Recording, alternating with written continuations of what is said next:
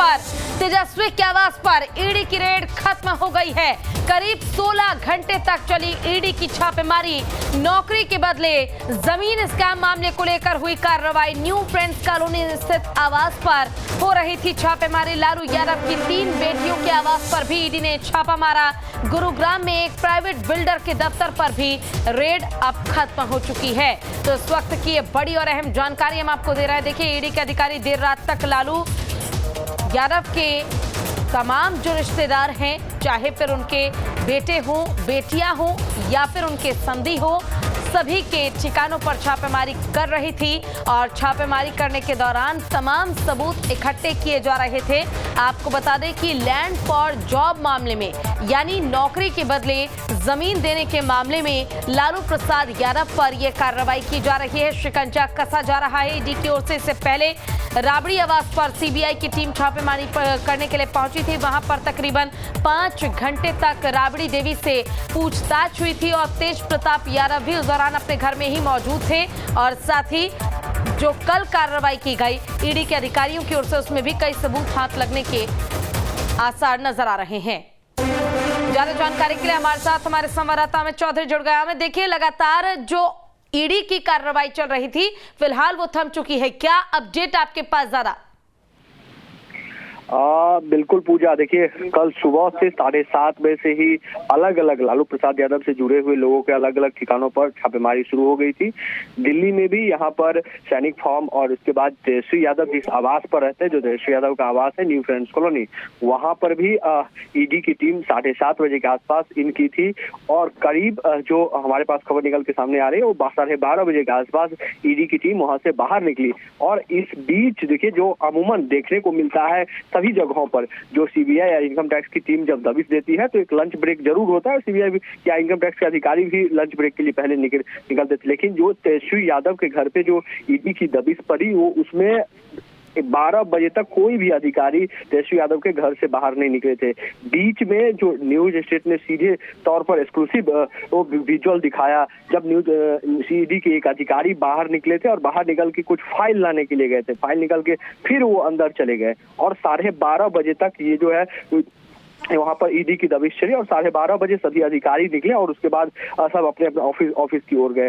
जो हमारे पास खबरें निकल के सामने आ रही है, उसमें उनके पास कई ऐसे दस्तावेज भी थे, कई प्रिंटिंग मशीन भी उनके पास थी और कई 1-2-3 बैग थे उनके पास। लेकिन ये स्पष्ट अभी तक नहीं हो पाया है दरअसल कि उनके पास दरअसल था क्या सब और क्या सब मिला है। इसी प्रकार लालू प्रसाद यादव ने भी उसी समय ट्वीट किया कि देखिए, ये प्रतिशोध की राजनीति की जा रही है, ये परेशान किया जा रहा है, जबकि पता है कि तेजस्वी यादव की पत्नी वो प्रेग्नेंट है, 9 मंथ की बेबी है। उसके बाद उन्हें 15 घंटों से बैठा के रखा गया है। ये सीधे तौर पर प्रतिशोध की भावना में ये कार्रवाई की जा रही है। मिलना जुलना कुछ भी नहीं है, सिर्फ और सिर्फ परेशान करने के लिए ये तमाम कोशिशें बीजेपी करवा रही है। जी पूजा। बिल्कुल अमित, देखिए कुछ कैश बरामद हुआ है, ऐसी जानकारी सूत्रों के हवाले से मिल पा रही है।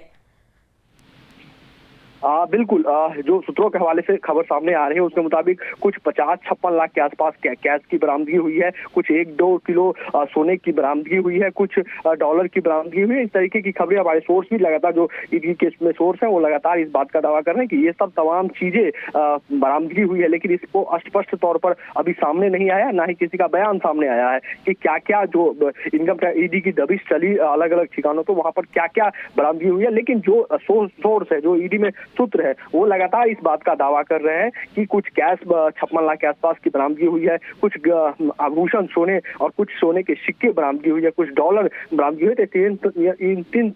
इन सभी चीजों को लेकर ईडी के जो हमारे सोर्स है वो लगातार दावा कर रहे हैं। लेकिन अभी तक ईडी की ओर से स्पष्ट नहीं कुछ कहा गया है। पूजा, देखिए, गुरुग्राम में भी छापेमारी की कार्रवाई को अंजाम दिया गया। प्राइवेट बिल्डर के दफ्तर पर रेड हुई है।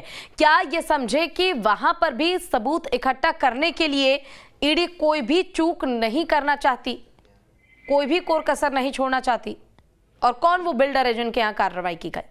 बिल्कुल बिल्कुल पूजा, देखिए सीबीआई इस मामले में पूरी तरीके से पहले जो लैंड के बदले जो नौकरी दी गई थी, इसमें सीबीआई पहले से ही लगातार जांच कर रही थी, लेकिन ये पहली बार ईडी की इसमें एंट्री हुई है। अमूमन ईडी की एंट्री तभी होती है जब मनी लॉन्ड्रिंग से जुड़ा हुआ मामला होता है, जब सेल्स कंपनियों से लेन देन की बातें आती है सामने, जब ईडी को लगा होगा कोई एविडेंस उसके पास लगा होगा, इसी के आधार पर इसी कड़ी को जोड़ने के लिए जो जमीन के बदले नौकरी दी गई है, इसी कड़ी को जोड़ने के लिए ईडी अलग अलग तरीके से जहां उनको लगा कि यहाँ पर कुछ मिल सकता है तो सभी ठिकानों पर दबिश दी गई। क्योंकि 15 मार्च को बुलाया गया है रॉ रेवेन्यू कोर्ट में बजाते इसी केस को लेकर, जो लैंड फॉर जॉब का मसला है, इसी केस को लेकर बुलाया गया है। तो सभी तरीके से हर एक पहलुओं पर ईडी भी अब लग गई है और जांच कर रही है, और एक तरफ से सीबीआई भी लगी हुई है। और सब मसलन एक ही है कि जो 15 तारीख को रॉ रेवेन्यू कोर्ट में बुलाया गया है उसकी कड़ी को जोड़ना है, ताकि कोई सबूत, एक ठोस सबूत वहां पर पहुंचाया जा सके, सामने रखा जा सके। जी पूजा। ठीक है, आपका बहुत बहुत शुक्रिया इस तमाम जानकारी के लिए हमें।